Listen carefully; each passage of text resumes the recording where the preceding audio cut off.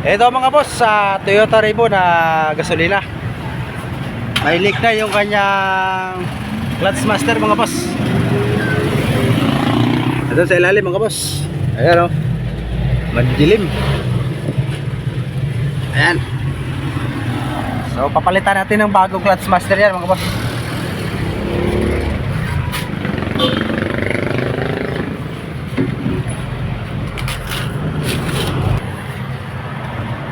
Ito mga boss, kinakalas na lang natin yung kanyang fittings sa master.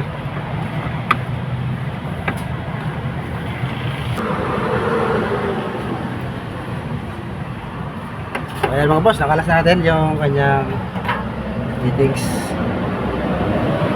Yung bolt naman sa loob, yung dalawang nut, nakakalasin natin.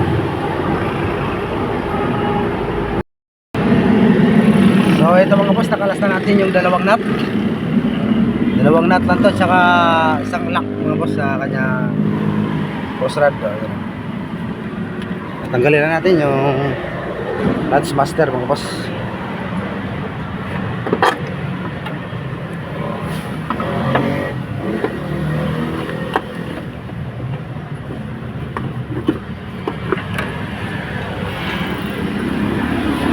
Ayan, nakalasan natin mga idol. Ayan mga boss, oh. Basa yung kanyang push rod, oh.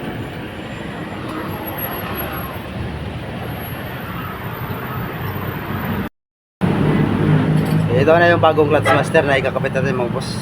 So, salpak natin.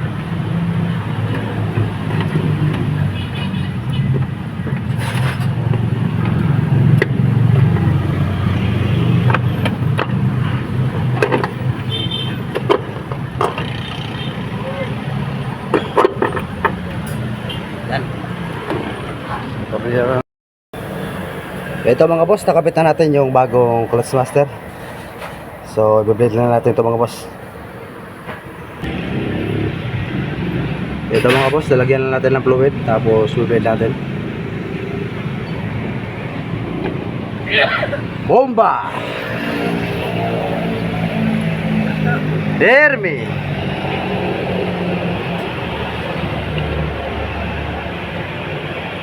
Bomba! Dermi! Bomba! Dermi!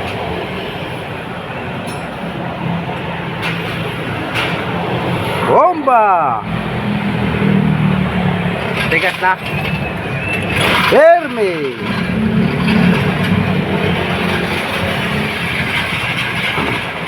So ayun mga boss, swabe na yung ating clutch master ng Toyota Revo.